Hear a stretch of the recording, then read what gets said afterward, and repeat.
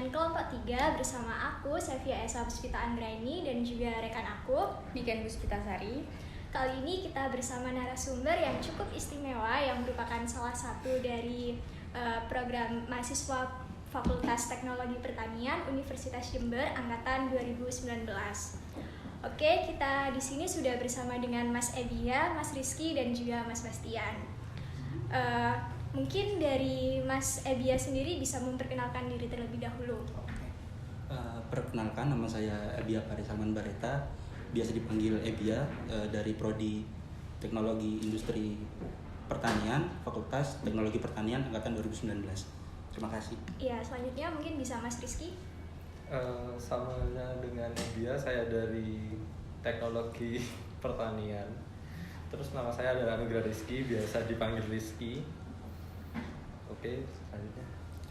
Saya Ilham Sebastian Salianafi, bisa dipanggil Bastian, sama dengan dua teman saya, sama-sama dari Teknologi Industri Pertanian, Fakultas Teknologi Pertanian.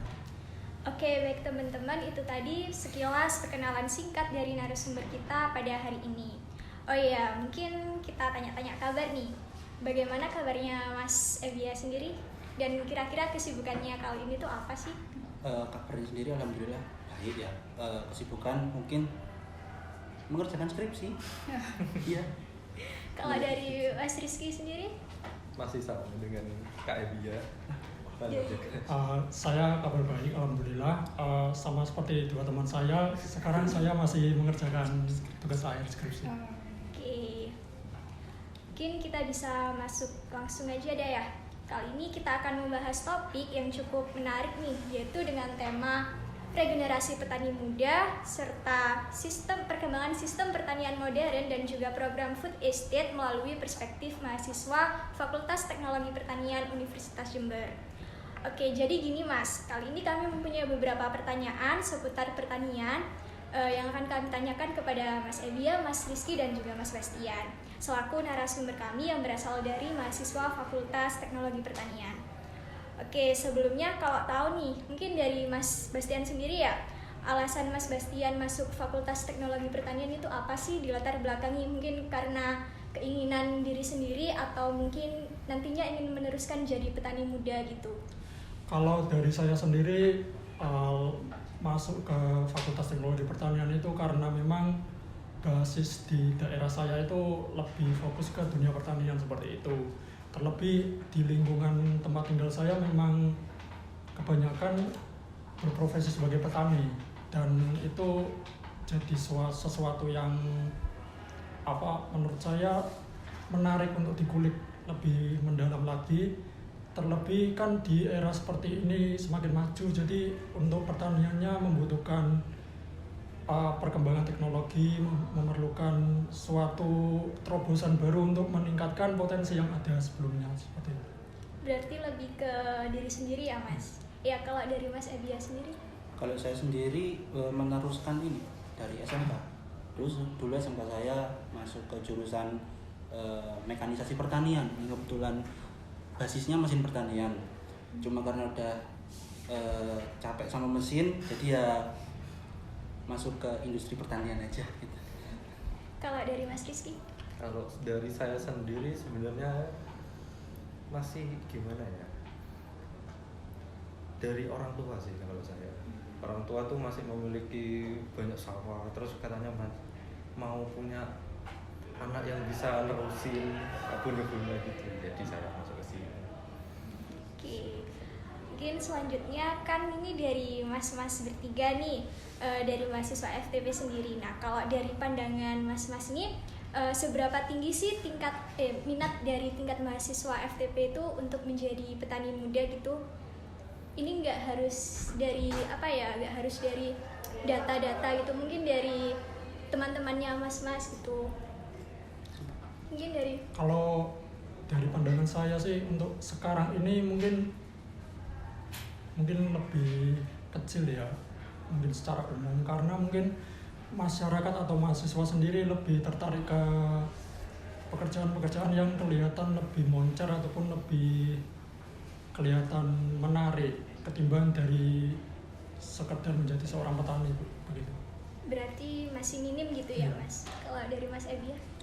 sama masih minim juga soalnya kan mungkin lebih ke ini masih ranahnya aja pertanian, tapi mungkin lebih ke bagian administrasinya atau yang nggak terjun langsung ke lahan gitu loh, gitu sih.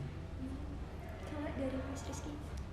Kalau dari saya sendiri, tadi pertanyaannya gimana tadi?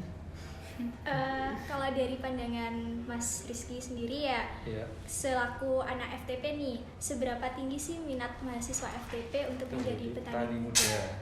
Iya. Menjadi petani muda ya. Mungkin kalau mau menjadi petani muda bisa sih, cuma mungkin lebih ke bagian yang nggak turun langsung ke lahan, Mbak. Kayak ke bagian dulu tuh saya magang di PTPR. Di bagian administrasinya itu masih kurang. Mungkin kita sebagai petani muda tuh fokusnya ke bagian administrasi gitu. Berarti kalau yang secara langsung turun itu masih itu Masih ya? kurang. Iya. Iya. Iya. Terus kan itu tadi dari teman-teman mas-mas ini kan masih kurang nih yang tertarik untuk jadi petani muda. Nah, sedangkan bisa dilihat regenerasi petani saat ini tuh bisa dikatakan kurang gitu loh.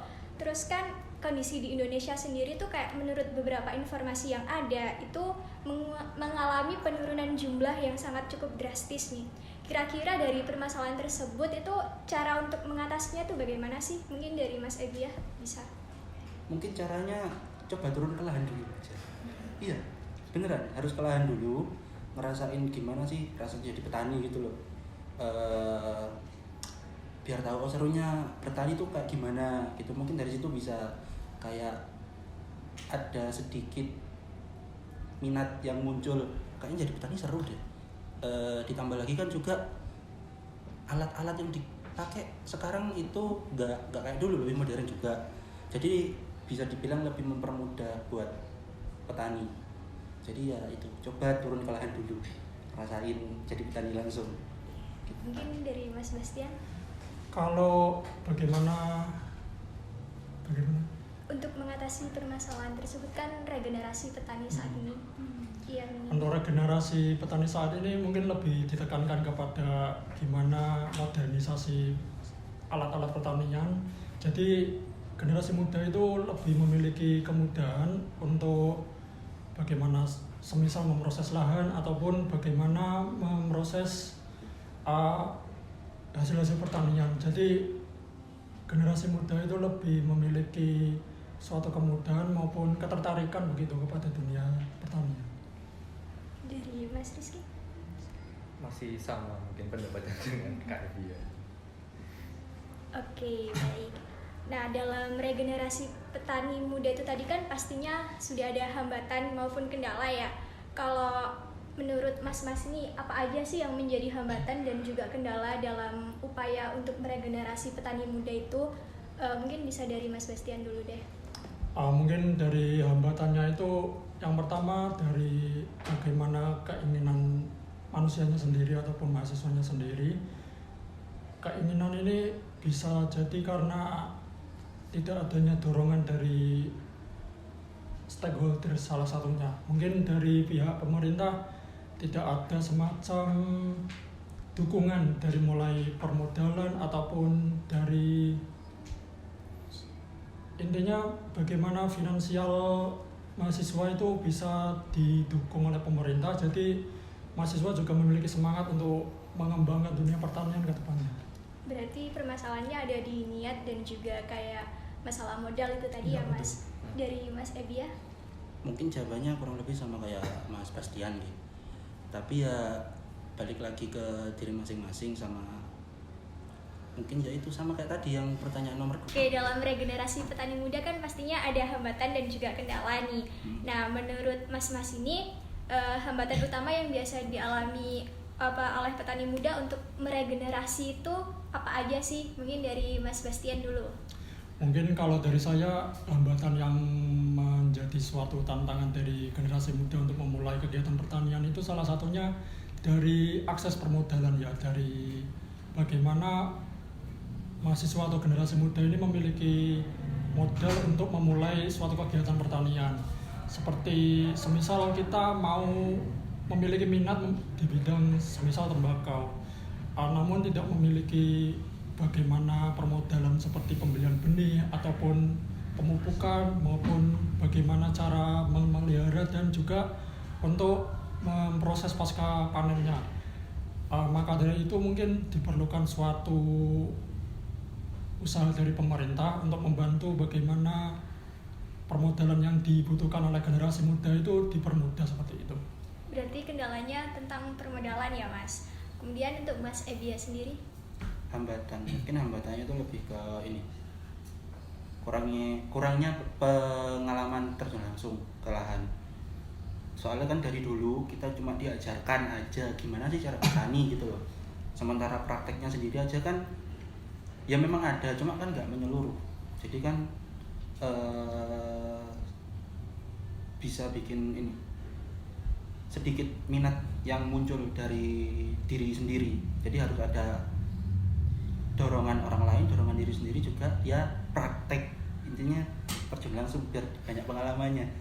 Ya berarti dari niat sama juga langsung terjun ke lapangan gitu ya Mas. Kalau dari Mas Rizky?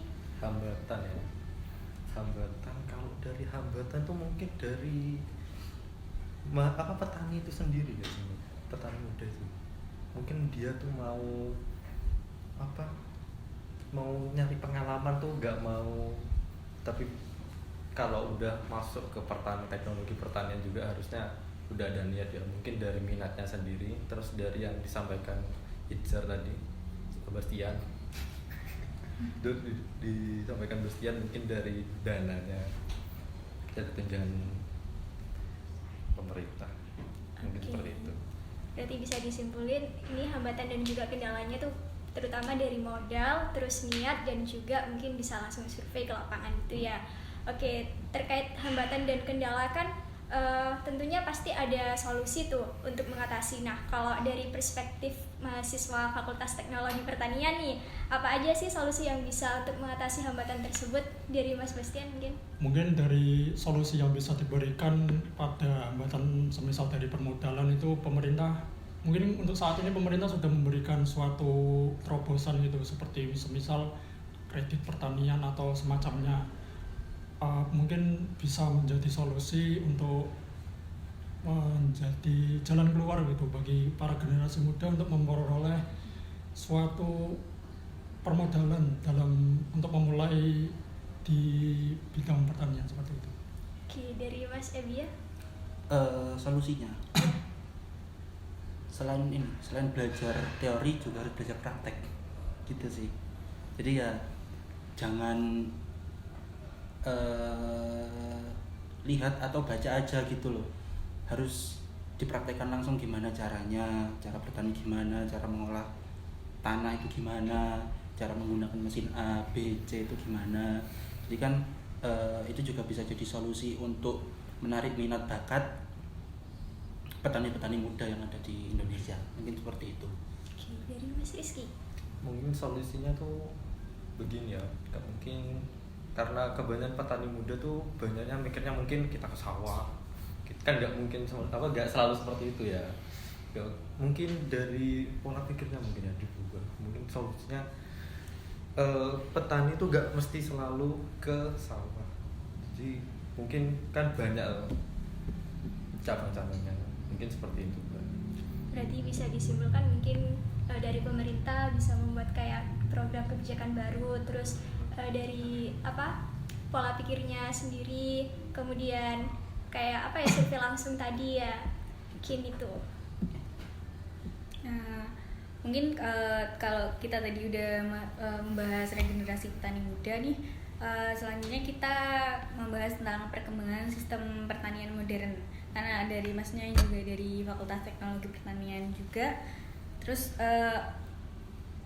perkembangan sistem pertanian modern di Indonesia ini kan sudah banyak petani-petani yang beralih ke teknologi modern nih. Nah, semakin berkembangnya zaman maka teknologi sistem pertanian mau nggak mau juga mengalami perkembangan yang lebih maju nih. Nah, kalau menurut Mas Sebastian, apakah pertanian Indonesia saat ini dapat dikatakan hampir semuanya sudah menerapkan pertanian modern dan mengikuti perkembangan zaman? Oke, untuk menurut saya pada saat ini ya, pertanian di Indonesia itu lebih cenderung ke atau masih cenderung ke pertanian yang konvensional. Jadi semisal di lapangan atau di sawah seperti itu, masyarakat lebih cenderung mengolah ataupun mengolah sawah lebih menggunakan suatu teknologi yang masih mundur, masih di belakang. Seperti semisal kita untuk mengolah sawah seperti memakai kerbau ataupun cangkul. Sedangkan di negara-negara luar yang lebih maju seperti Jepang lebih advance gitu, jadi lebih maju menggunakan teknologi yang lebih baik seperti semisal alat pencangkul ataupun alat pembajak sawah yang lebih modern. Kemudian pada bagian sektor yang lain seperti pertanian, katakanlah seperti jamur tiram seperti itu. Untuk di Indonesia ini kan lebih masih tradisional. Mungkin kalau di negara lain ataupun di negara lain lebih menggunakan teknologi yang lebih maju, semisal mereka menggunakan AI untuk bagaimana memprediksi ataupun mengkalkulasi suatu tanaman, bagaimana dia itu sudah bisa dipanen ataupun belum. Kemudian bisa juga untuk menilai ataupun mengkategorikan suatu tanaman itu memiliki hama ataupun tidak, seperti itu. Kalau dari Mas Edia? Mungkin sama seperti Mas Bastian, masih belum, cuma ada beberapa tempat khususnya di Indonesia ya, saya pernah waktu itu bisa dikatakan sudah bisa menggunakan bisa dibilang modern, karena emang dari cara mereka membajak sawah sampai pemanenan itu hampir seluruhnya menggunakan mesin. Itu ada di Kediri, di Kecamatan Papar, Desa Telanak kalau nggak salah. Di situ mereka udah mulai dari mengolah tanah, membajak sawahnya itu sudah pakai traktor. Lalu untuk menanam padinya juga sudah pakai mesin penanam padi, sama panennya sendiri itu udah pakai mesin itu besar kayak tank. Namanya tuh kalau nggak salah combine harvester. Ya itu udah bisa dibilang modern sih di daerah situ. Mungkin di tempat lain masih menggunakan cara tradisional, tapi di Kabupaten Kediri beberapa udah ada yang menggunakan alat-alat modern.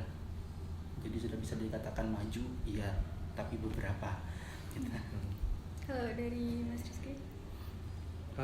Kalau dari saya ya, untuk di lingkungan saya sendiri tuh masih menggunakan alat-alat yang kurang, masih pakai kerbau, pacul gitu, masih kurang. Terus mungkin di rumah saudara saya tuh ada beberapa yang sudah menggunakan alat-alat modern gitu.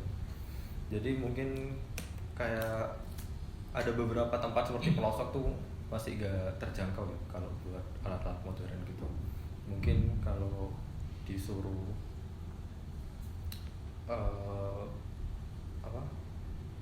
memajukan gitu, mungkin bisa disewakan ke orang-orang desa, mungkin seperti itu. Kalau kita simpulkan tadi dari pendapat mas-masnya tadi, karena kan belum menyeluruh nih penerapan sistem modern, karena itu pastinya ada tantangan sama hambatannya kan. Nah, menurut mas-masnya nih apa sih hambatan maupun tantangan terbesar yang dihadapi para petani dalam menerapkan sistem pertanian modern ini? Mungkin dari Mas Bastian. Hambatan atau tantangan yang dihadapi untuk bagaimana menerapkan pertanian yang modern itu salah satunya mungkin dari bagaimana akses petaninya ke teknologi yang ada. Mungkin dari bagaimana petani mendapatkan semisal alat mesin yang dibutuhkan, semisal bagaimana petani itu mungkin kalau untuk beli unitnya belum bisa, jadi untuk memerlukannya butuh suatu solusi maupun terobosan seperti yang dibilang oleh teman saya untuk persewaan ataupun melalui kredit-kredit yang bisa meringankan beban ataupun tanggungan petani untuk memperoleh akses ke teknologi itu. Maaf, pertanyaan bisa diulang tadi. Oh, kan tadi ya pasti adanya apa sih?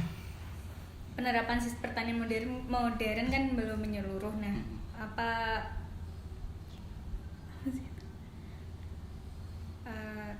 hambatan ataupun tantangan terbesar yang dihadapi oleh petani dalam menerapkan sistem pertanian modern? Ya mungkin nggak jauh beda sama Mas Bastian. Akses dari apakah alat tersebut, alat-alat modern itu bisa dipakai atau orang-orang itu bisa menerima modernisasi di bidang pertanian itu, mau apa enggak gitu loh. Kan kadang nih ada yang emang apa ya, udah kulino, udah terbiasa dengan cara konvensional, jadi mau dimodernisasi pun juga susah gitu loh, karena udah terbiasa. Jadi mau masuk ke mau memasukkan modernisasi pada pertaniannya itu susah, nggak mau gitu biasanya. Ya gitu. Kalau dari Mas Rizky? Ya sama kurang lebih dengan pendapatnya si Evia. Mungkin dari minatnya juga, minat dari petani itu sendiri buat memahami alat-alat yang modern itu. Mungkin kalau udah ada aksesnya gitu, ada aksesnya mau, kalau petaninya nggak mau kan sama aja. Mungkin seperti itu. Dilihat dari hambatan sama tantangan tadi nih, kira-kira apa sih upaya yang bisa dilakukan untuk mengembangkan sistem pertanian modern agar lebih efisien dan berkelanjutan? Mungkin dari Mas. Untuk pertanian yang lebih modern dan berkelanjutan itu misal dari pemerintah itu memberikan semacam pelatihan juga kepada para petani di daerah, lebih kepada bagaimana cara mengolah lahan yang lebih efisien, semisal menggunakan peralatan yang lebih modern. Jadi semisal 1 tahun biasa 2 kali panen, kemudian dengan teknologi yang lebih mumpuni seperti semisal pemupukan yang lebih bagus, pemupukan yang lebih efisien, jadi bisa meningkatkan produksi pertanian lebih besar lagi, semisal menjadi 3 kali panen seperti itu. Jadi Mas. Kalau dari saya ya mungkin kurang lebih sama, tapi kan petani juga harus diedukasi lagi, mengedukasi petani yang sudah terbiasa menggunakan cara konvensional, diajari lagi gimana sih cara menerapkan pertanian modern gitu loh, sama dikasih tahu atau diajari gini loh cara pakai alatnya, gini loh cara ngolah tanah yang baik, gini loh cara nanam padi yang baik itu kayak gini. Jadi gitu sih, lebih ke mengajarkan para petani untuk menggunakan alat-alat modern. Kalau dari Mas Rizky? Sama seperti pendapat Evia dan Bastian, kurang lebih mungkin mengedukasi petani biar mau menerima modernisasi dan nggak bergulat terlalu lama di alat-alat konvensional, mungkin begitu. Nah, oke, kalau tadi kita udah membahas terkait sistem pertanian nih, selanjutnya kita bahas tentang program food estate yang sudah dikembangkan oleh pemerintah saat ini.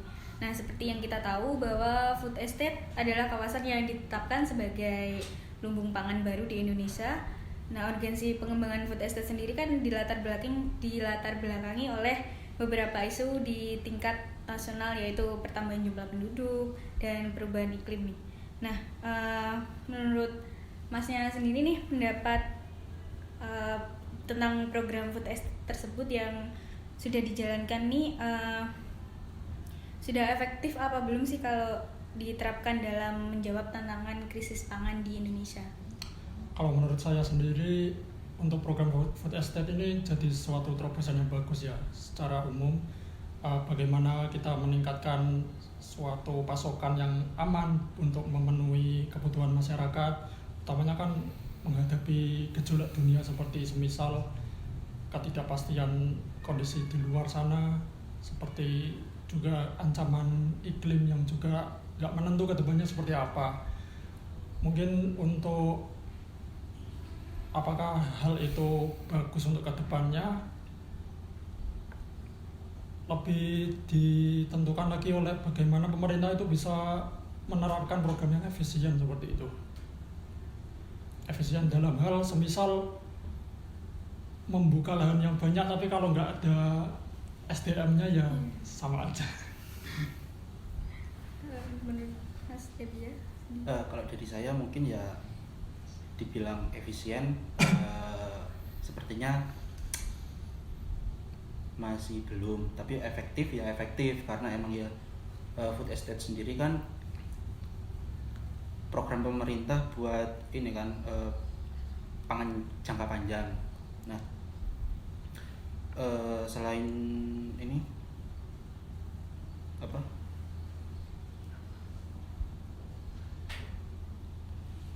Pemerintah Indonesia menjaga ketahanan pangan, kalau dibilang sudah layak itu kok bingung soalnya saya baru dengar. Mungkin lebih ke depannya pemerintah itu semacam memberikan suatu regulasi ya, semacam regulasi untuk benar-benar pemerintah hadir gitu.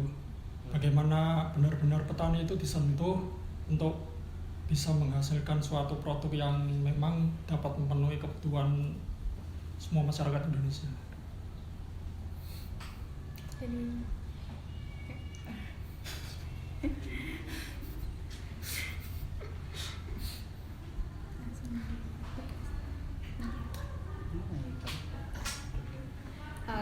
mungkin kalau penerapan food estate sendiri ini tadi kan pasti ada pro kontra sendiri kan. Nah, serta kendala-kendala pada saat program tersebut dijalankan.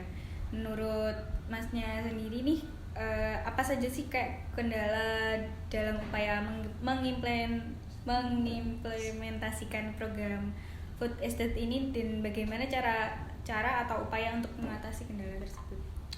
Untuk menurut saya kendalanya itu seperti semisal seperti yang saya bilang tadi, untuk membuka lahan yang sebegitu besarnya.